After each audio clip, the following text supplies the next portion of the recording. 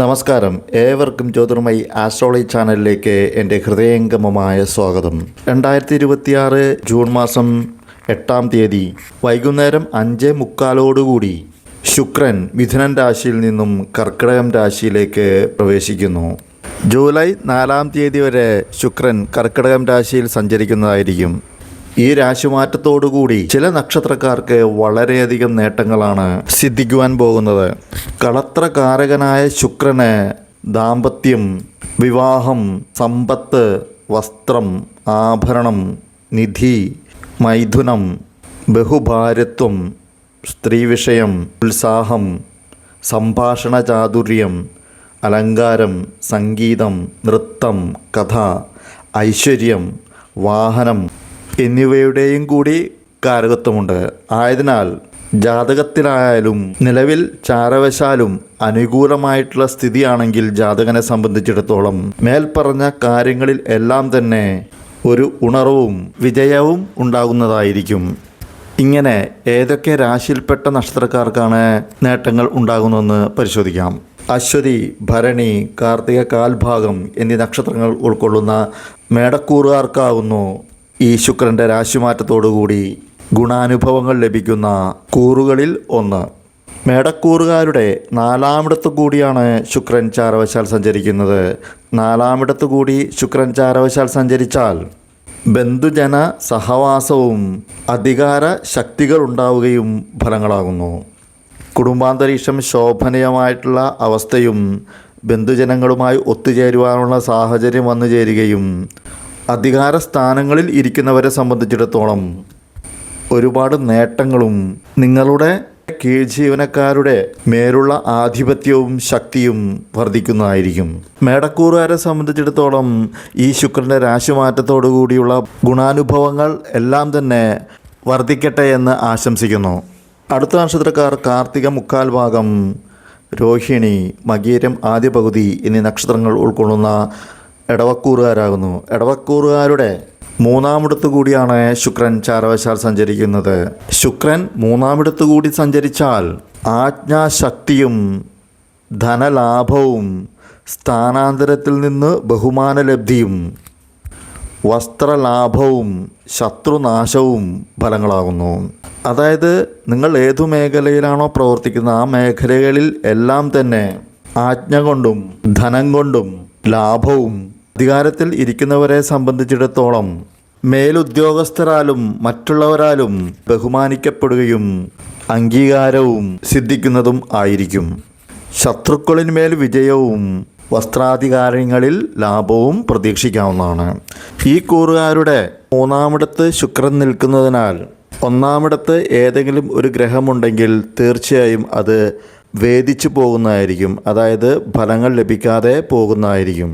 8-ാം തീയതി മുതൽ 15-ാം തീയതി വരെ സൂര്യനും 21-ാം തീയതി മുതൽ കുജനും ഇടവൻ രാശിയിൽ നിൽക്കുന്നതിനാൽ ഈ കൂറുകാർക്ക് മേൽപ്പറഞ്ഞ ഫലങ്ങൾ എല്ലാം തന്നെ 15-ാം തീയതി മുതൽ 20-ാം തീയതി വരെ മാത്രമേ ലഭിക്കുകയുള്ളൂ. ഇടവക്കൂറുകാർക്ക് എല്ലാവർക്കും തന്നെ മേൽപ്പറഞ്ഞ ദിവസങ്ങളിൽ എല്ലാം തന്നെ, അതായത് 15-ാം തീയതി മുതൽ 20-ാം തീയതി വരെ ഗുണാനുഭവങ്ങൾ വർദ്ധിക്കട്ടെ എന്ന് ആശംസിക്കുന്നു. അടുത്തത് മകീരം 2-ാം പകുതി, തിരുവാതിര, പുണർദം മുക്കാൽ ഭാഗം എന്നീ നക്ഷത്രങ്ങൾ ഉൾക്കൊള്ളുന്ന മിഥുനക്കൂറുകാരാകുന്നു. ഈ കൂറുകാരുടെ 2-ാമിടത്തു കൂടിയാണ് ശുക്രൻ ചാരവശാൽ സഞ്ചരിക്കുന്നത്. 2-ാമിടത്തു കൂടി ശുക്രൻ ചാരവശാൽ സഞ്ചരിച്ചാൽ ധനധാന്യ സമൃദ്ധിയും പുഷ്പങ്ങൾ, രത്നങ്ങൾ മുതലായ അലങ്കാരങ്ങളോടുകൂടി രാജബഹുമാനവും ലഭിച്ച്, അതായത് സർക്കാരിൽ നിന്ന് ബഹുമാനവും ലഭിച്ച് എല്ലായ്പ്പോഴും സന്തോഷമുള്ള കുടുംബങ്ങളെ സംരക്ഷിച്ച് യഥേഷ്ടം സുഖാനുഭവങ്ങൾ അനുഭവിക്കുകയും ഫലങ്ങളാകുന്നു. അതായത് ധനം കൊണ്ടും ധാന്യം കൊണ്ടും സമൃദ്ധിയും സർക്കാരിൽ നിന്ന് ബഹുമാനങ്ങൾ ലഭിച്ചുകൊണ്ട് സന്തോഷത്തോടുകൂടി കുടുംബങ്ങളെ സംരക്ഷിച്ച് യഥേഷ്ടം സുഖം അനുഭവിക്കുക ഫലം ആകുന്നു. മിഥുനക്കൂറുകാർക്ക് എല്ലാവർക്കും തന്നെ ജൂൺ 8-ാം തീയതി മുതൽ ജൂലൈ 4-ാം തീയതി വരെ ശുക്രൻ്റെ ഈ രാശിമാറ്റ ഫലങ്ങൾ എല്ലാം തന്നെ കൂടുതൽ അനുഭവത്തിൽ വരട്ടെ എന്ന് ആശംസിക്കുന്നു. അടുത്തത് പുണർദം കാൽഭാഗം, പൂയം, ആയില്യം എന്നീ നക്ഷത്രങ്ങൾ ഉൾക്കൊള്ളുന്ന കർക്കിടക കൂറുകാരാകുന്നു. ഈ കൂറുകാരുടെ ഒന്നാമിടത്ത് കൂടിയാണ് ശുക്രൻ ചാരവശാൽ സഞ്ചരിക്കുന്നത്. അതായത് ജന്മത്തിലൂടെ ശുക്രൻ ചാരവശാൽ സഞ്ചരിച്ചാൽ മൃഷ്ടാന്ന ലാഭവും ഭാര്യാഭർത്തൃസുഖവും സുഗന്ധവസ്തുക്കളെ കൊണ്ടും ശയനസുഖം കൊണ്ടും വിശേഷ വസ്ത്രാഭരണാദികളെ കൊണ്ടുമുള്ള സുഖാനുഭവങ്ങളും ഫലങ്ങളാകുന്നു.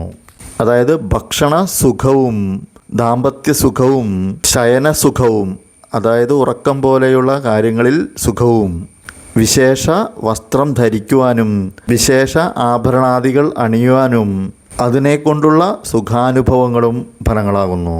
അതായത് ആഡംബരവും ലൗകികവുമായിട്ടുള്ള സുഖങ്ങൾ ലഭിക്കുമെന്നർത്ഥം.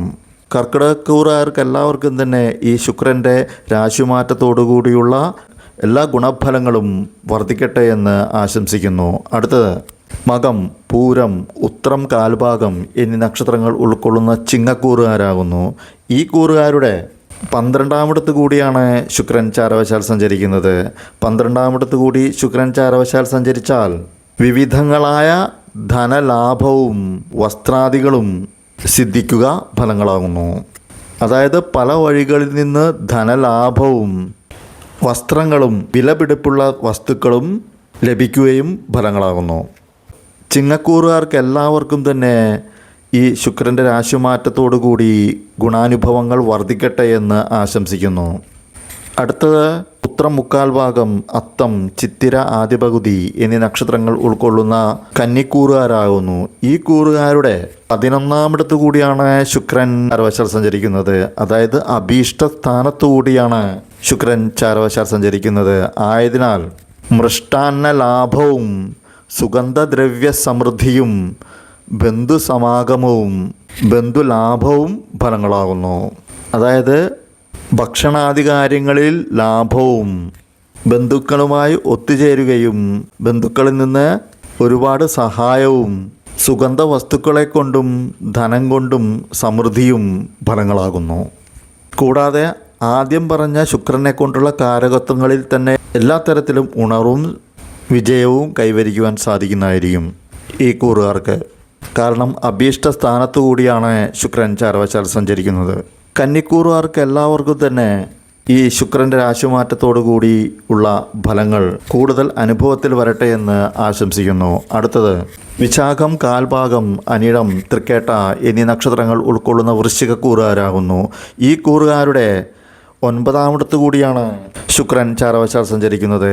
9-ാമിടത്ത് കൂടി ശുക്രൻ ചാരവശാൽ സഞ്ചരിച്ചാൽ ധനലാഭവും ധർമ്മകാര്യസിദ്ധിയും സ്ത്രീ സുഖവും ദാമ്പത്യ സൗഖ്യവും ഭാഗ്യാനുഭവങ്ങളും സൗഖ്യവും ഫലങ്ങളാകുന്നു. വൃശ്ചികക്കൂറുകാർക്ക് എല്ലാവർക്കും തന്നെ ഈ ശുക്രൻ്റെ രാശിമാറ്റ ഫലങ്ങൾ കൂടുതൽ അനുഭവത്തിൽ വരട്ടെ എന്ന് ആശംസിക്കുന്നു. അടുത്തത് മൂലം, പൂരാടം, ഉത്രാടം കാൽഭാഗം എന്നീ നക്ഷത്രങ്ങൾ ഉൾക്കൊള്ളുന്ന ധനുക്കൂറുകാരാകുന്നു.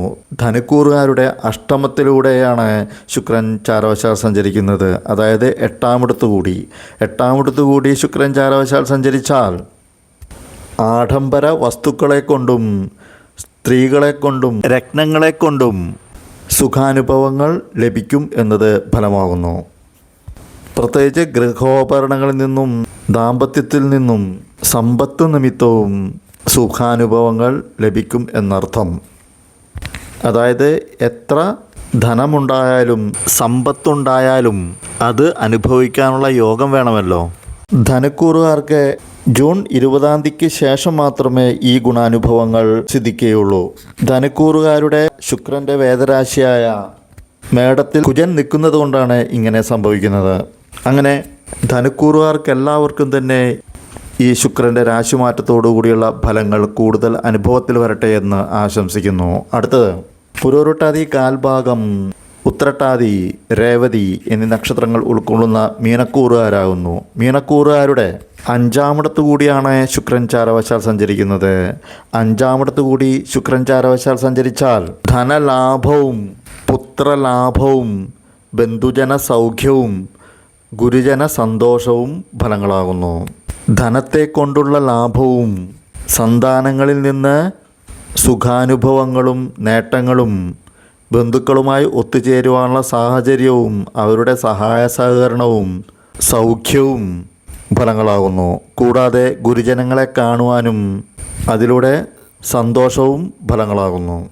അങ്ങനെ മേടക്കൂറുകാർക്കും മിഥുനക്കൂറുകാർക്കും കർക്കിടകക്കൂറുകാർക്കും ചിങ്ങക്കൂറുകാർക്കും കന്നിക്കൂറുകാർക്കും വൃശ്ചികക്കൂറുകാർക്കും ധനുക്കൂറുകാർക്കും മീനക്കൂറുകാർക്കും ആയിരിക്കും മേൽപ്പറഞ്ഞ എല്ലാ ഗുണാനുഭവങ്ങളും സിദ്ധിക്കുന്ന രാശിക്കാർ.